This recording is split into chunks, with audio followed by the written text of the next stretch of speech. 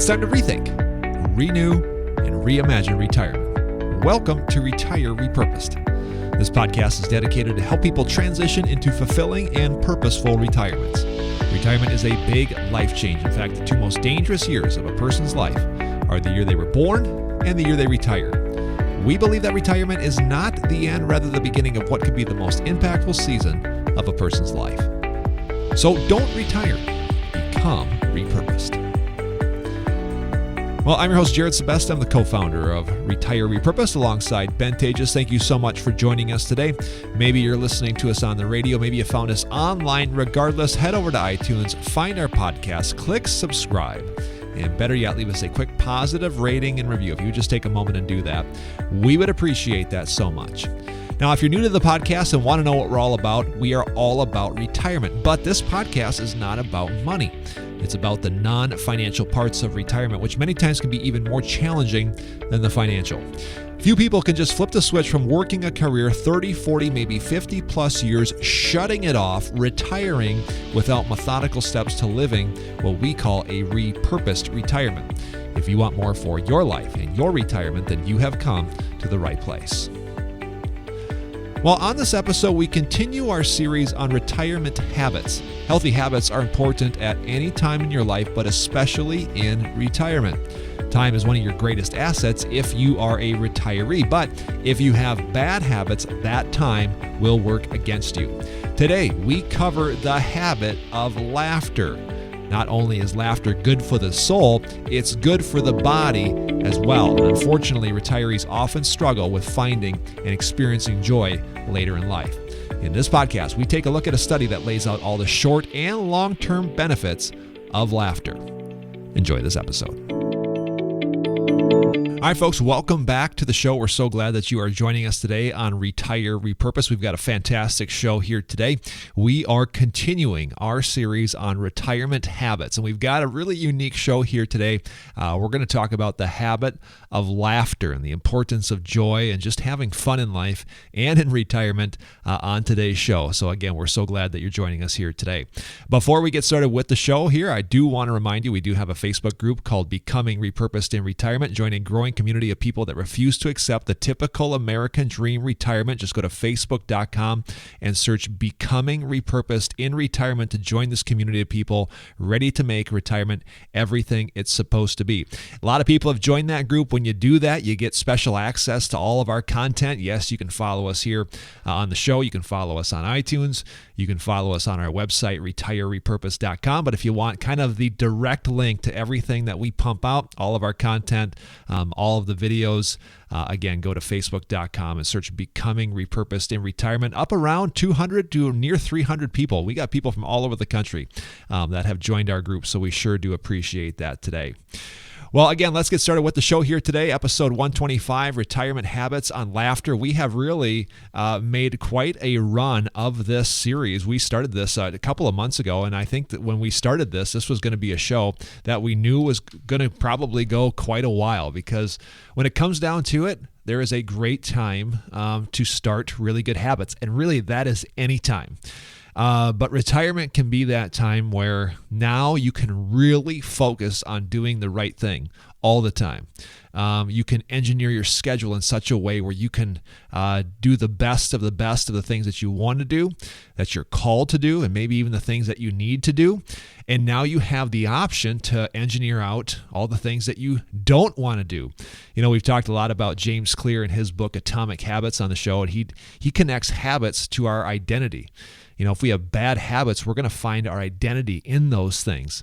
But if we can shift our behavior and start practicing good habits, our behavior kind of stems from that. In fact, there's a story from his book where he talks about a friend who was trying to lose weight, and all this person did was basically say, I can't remember if it was a female or a male, but basically this person just said, you know, what would a healthy person do? And so every time that this person was faced with a decision, whether it was go for a walk or sit down and watch TV, or have a soft drink or have some water, or take the elevator or take the stairs, this person would just ask himself, what would a healthy person do, and make decisions off of that. And so as a result, this person saw tremendous results in their health, but more so, they got transformed into becoming a healthy person. And again, that was tied to habits. So again, when it comes to retirement, this can be the most fruitful, valuable time of your life. Or if you develop and maintain bad habits, it can be one of those things where it really works against you. So there is certainly a turning point. There's going to be a fork in the road when it comes to retirement and this idea of habits. So this is a really big deal. If you haven't checked out previous shows, man, we've covered the gamut of topics in the past. We started this series with having a heart of gratitude. We talked about positive self-talk. We talked about reflecting, the importance of ending each day, not only with maybe prayer, meditation, but also thankfulness and reflecting on the day. That's a huge one. So many times we go throughout our day, we have experiences, and if those experiences never have time to kind of reflect and take root, then they're just that. They're just an experience that comes and goes. But when we can reflect, whether that means meditation, thought, journaling, whatever that looks like, that's when we kind of can extract the best of the best. And so we encourage people in that show to end each day with reflecting on the day and also planning for the next day.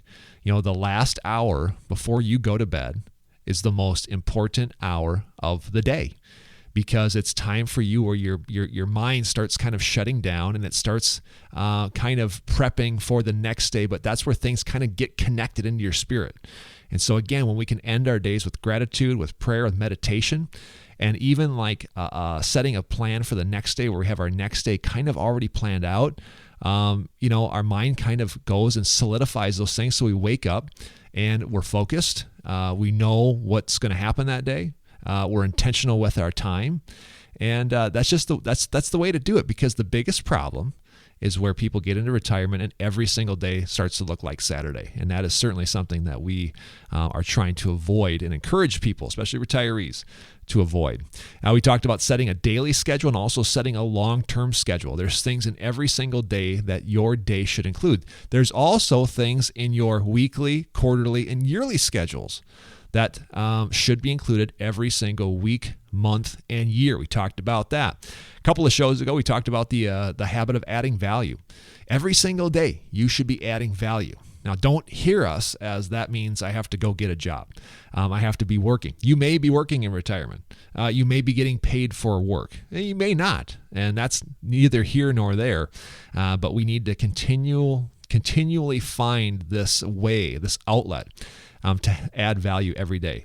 The most productive years of your life are in retirement. From 50 to 80, studies have shown the most productive years of your life are in those decades. Unfortunately, the way that it's sold in this country, especially, or just in society in general, is that once you hit 60, 65, now it's time to back off on the production. And yes, you may not work as much or at all for money, but this idea of adding value still needs to be there. It's how you were created to be. It's how you were created to live. And that's a big motivation for why we do this on the show. And last week, we talked about social connections. And I thought that this was a really interesting show because studies, again, have shown, especially from the even the government has done studies on this from the U.S. Bureau of Labor Statistics. They've ran studies on just social, I don't want to say social skills, but social data. And it's really, really interesting. In fact, if you missed last week's show, we talked about this, and I posted all this data on the Becoming Repurposed in Retirement page. So go check that out. Another reason to go to our Facebook page. But I posted all those charts and data, and I'm kind of a science geek, so I kind of get geeked out about this stuff. I love looking at charts. But there was a number of studies done, and it talked about time spent with family. And it's pretty interesting. Our time spent with family pretty much plateaus after the age of 40. Our time spent with friends, same thing, plateaus after the age of about 40. Our time with children drops significantly as we get into our 40s, 50s, and beyond. Why? Well, it's because our children are out of the house, and then, again, it plateaus and stays fairly flat. Well, what does that tell us? I mean, that tells us that, if pre-retirement you're not spending a lot of time with friends, with family, and with children, the chances of that changing are actually pretty low. And again, that's not the intention. I think that the expectation is I'm going to retire, and all of a sudden I'm going to spend more time with family, more time with friends, and more time with children. And some of those in some respects might go up, but the data shows that they do not. And we keep coming back to this idea. If you're unhappy while working, you're going to be unhappy in retirement, because really it's this thing that we put on a pedestal, but the data shows that things really don't change that much. The reality is we think, oh boy, when I retire, that's when I'm going to travel. If you didn't like traveling pre-retirement, you're probably not going to like travel after you retire. Things that did change, though, the older you got, time spent alone, that continued to creep up into your 50s, 60s, 70s, and beyond, which, of course, is a huge red flag. Isolation is the worst possible thing, really, for anybody, but certainly someone aging or post-retirement. And that is certainly, you don't have to really, connect the dots too hard in your brain to figure out why that is such a problem. Time spent with partner, I thought this was interesting. It goes up rather sharply after 60, 65. Well, that makes sense. Again, now all of a sudden, one or two of the parties in a marriage are not working, so their time together goes up. Now, we joked on last week's show that could be good and it could be bad. You know what I'm saying? So, if there are some issues in your marriage and issues in your relationship, retirement might actually make those cracks a little bit deeper and wider. Or they might help you help a great marriage become even closer. But those are things that you have to be aware of. So again, if you missed some of that data, go to the Facebook page. If you missed last week's show, can't encourage you enough to go check that out. Subscribe on iTunes if you haven't done so. And check out the last 7-8 episodes. Some really, really great stuff that we put out there. So let's get into today's show on the habit of laughter. And if you haven't figured out by now, Ben Tejas is not joining us today. He is out on assignment. So it's going to be just me soloing today's show. And it's kind of a bummer because I think that Ben could have added some insight to this. I think he could really probably connect with this message. He has worked with literally hundreds, if not thousands of people in retirement, and he could probably add some insight to this. But I think we're still going to make some ground today and add some value for you on the show here today. We're going to talk about this idea of laughter. And the reason why we picked this particular topic is because there's a direct correlation between laughter and joy and social connections. So again, just a moment ago, I talked about how last week we're talking about social connections, and we broke that down into many different layers: community, friends, family, spousal, spiritual. And the people that get connected with others tend to be more joyful, and they tend to laugh more. We've brought up this book, Blue Zones by Dan Buettner, a number of times on the show.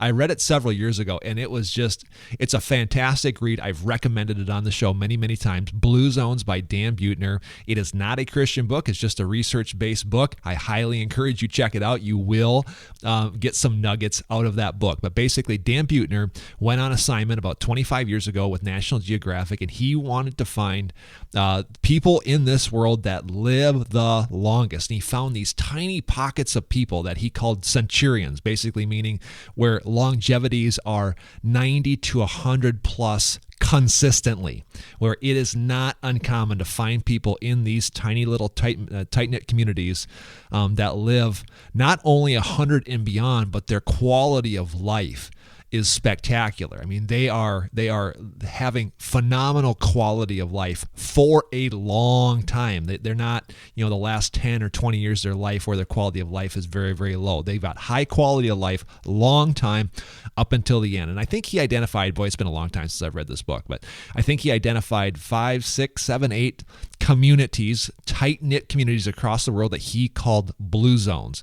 And so he studied these people, and he wanted to find the one thing that they're all doing to help them live this long, high-quality life. He actually came up with 9 things, and he describes all of these in his book, Blue Zones. But one of the things that it came down to that all of these people had in common is that they lived a very low stress life. They did not have a lot of tension in their life, but they also had a lot of socialization. Commonly, these people were with others all the time. Even the older folks. A lot of the older folks lived in the same houses as their kids and even their grandkids. There'd be multi-generations literally under one roof or in a very tight-knit community of people. So there was a lot of socializing happen. Well, what happens when you're around your friends? Chances are you're laughing. Chances are you're having fun with each other. The people I hang around with them because I like hanging around with them. They're my friends. And when we're together, even though we may be talking about serious things, there's an element of laughter and joy when I'm around them. Another thing that Dan Buettner talked about in his book, Blue Zones, is that almost every single one of these communities, they drank red wine. Now, again, I'm not condoning the consumption of alcohol on this show. Don't hear me. But he's like, yes, there are certainly health benefits to drinking red wine, especially specific kinds of red wine. But he said the other part of this that we miss, or not at least we miss, but it can get lost in the data, is guess when we're drinking red wine, who are we with? More times than not, we're with other friends. And of course, you're with your friends and you have a glass of wine, and what starts to happen? You just get a little looser, tension goes down, you tell stories, and you laugh. And laughing is that link to lowering stress and tension. So is it the wine? Is it the socialization? Is it the lowering in stress and tension? Is that what's causing the longevity? Again, I'm not a scientist. I haven't ran data, but there's no doubt that there is some connection to this. So again, we wanted to do an entire show just on this idea of laughter. And again, if you haven't read Blue Zones by Dan Buettner, I highly recommend it. So as I was preparing for today's show, it wasn't hard to find some studies on this. I live in Minnesota. I don't know where you're listening from, but I live in Minnesota, and Minnesota is known for the Mayo Clinic. And so the Mayo Clinic actually did a study on this study of laughter and stress release. And basically, they published an article not too long ago called Stress Relief from Laughter. It's no joke. And they came out with a list of short-term and long-term benefits to laughter. And before I get started with this, I just want to, again, have a little introduction. And I think this is where Ben could have added maybe a little perspective on this, because he has dealt with so many retirees so long. I think something happens when we get older. I think age will bring out, it'll bring out more of really what's inside of you. Does that make sense? Money has been known to do this. Like people that end up making more money, I've heard it said that money is an amplifier. So if you're not a good person and you win the lottery, you will be a really, really rich, not good person. But if you're a really, really good person at the heart and you win the lottery or get blessed with a lot of riches, it's going to make you more of that. You'll be more generous, and your character will amplify. I actually think maybe age does that a little bit too, where something happens when you get to a certain age where you're kind of in that golden era, and if there's something going on inside and we don't have a lot of joy, the joy will go down deeper with age. But if at our core we have joy, then the older we get, we actually become more joyful. And so again, what we want retirement to be a fantastic season of your life. And so this might be a struggle for some of you listening. Joy might be a thing that we don't have a lot of. And so again, this idea of laughter and trying to find joy is a big deal, and that's why we're talking about this today. Some short-term benefits. Again, this comes from a study from the Mayo Clinic in Minnesota. A good laugh has great short-term effects. When you start to laugh, it doesn't just lighten your mood mentally, it actually induces physical changes in your body. Number one, it can stimulate many organs. Laughter enhances your intake of oxygen-rich air, stimulates your heart, lungs, and muscles, and increases the endorphins that are released in your brain. 100%. How many times after you spend some time with friends and you tell stories and you laugh that you don't actually, literally, physiologically feel better? It goes on to say it activates and relieves your stress response. A rollicking laugh fires up and then cools down your stress response, and it can increase and then decrease your heart rate and blood pressure. The result is a good, relaxed feeling. 100%. It says it can soothe tension. Laughter can also stimulate circulation, aid in muscle relaxation, both of which can help reduce some of the physical effects of stress. Again, I'm not a doctor. I'm not going to go into it, but stress is so bad for the body. Stress is so bad for our longevity. And so if you were, again, in a high-stress job, retirement can be a spectacular time to de-stress and detension. And you may take some of the content that we've put out there in the past where we say, now is the time to add more value. Now is the time to have more impact. Don't hear us as that means you have to work harder and have more stress. This is now the time where you can engineer out the things that you didn't like about your career. Maybe it was stressful. We see this with a lot of CEOs, especially people that are under tremendous pressure. They can't wait for retirement, and they do want to slow down. And we encourage that. We coach people through that. We say, now is the time just to unplug, have a rest, maybe 6 months to a year, and just unwind and literally do nothing to little. But in the back of your mind, think about how you're going to repurpose yourself once this season is done with. So totally, we're not talking out of both sides of our mouth. We're saying the same message. Yes, we're still going to add value, but yes, we want to have a tension-free, stress-free life, and retirement can be that source for you. The article goes on to talk about the long-term effects of laughter. Laughter isn't just a quick pick-me-up, it says. It's also good for you over the long term. Laughter may improve your immune system. Well, I'll take that. Negative thoughts manifest into chemical reactions that can affect your body and bring more stress into your system and decrease immunity. Folks, just getting real here. You know people that struggle with joy, and they have this negative cloud over them. When you talk to them, you try to be positive, right? You try to bring out the best in situations, and no matter how you try to steer the conversation, they're going to take a negative aspect on life. There's a pretty good chance there's probably a lack of joy in their heart. There's clearly some trauma, clearly some things going on there that God could restore. And that's between them and the Lord, and you can do everything you can, but the chances are there's probably not a lot of laughter in their life either, So laughter can kind of be that stimulant to boost our mood and boost our immune system. A lot of people too, I know, and again, I'm not a doctor. I'm just telling you kind of how I see it. People who struggle with joy, tend to have maybe a lot of physical problems, and it's not a one-to-one correlation. Certainly not saying. And I know people that are incredibly joyful and have laughter in their life and still struggle with physical affirmities. And I get that. It goes both ways. But man, I'm going to do everything I can to make sure that my life is as good as it could be, as long as it can be. Other long-term effects of laughter: relieving pain. On the show, we've talked about how John Maxwell recalled going to his, I think it was 30th, probably 40th class reunion. And he went there and he kind of joked. He's like, I felt like all my classmates were pharmacists because all the conversations revolved around what pharmaceutical drugs they're taking for all of their ailments. And again, I get it. We have some issues, health problems, and we've got to take care of them. But unfortunately, as we get deeper into age, retirement becomes basically just a series of medical problems and medical appointments. And, is there ways to alleviate some of that, through laughter? I think that there is. Increase personal satisfaction, improving your mood. Again, the study goes on to say those things.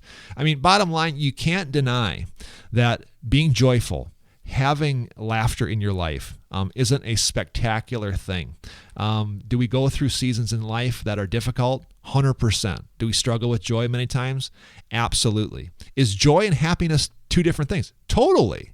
If you're going through a difficult time, we're just going to laugh and it's going to go away. Not necessarily. We all kind of understand as Christians, there's a deeper level to joy. But, can laughter help stimulate that? Can laughter help, maybe what if we developed a habit of laughter?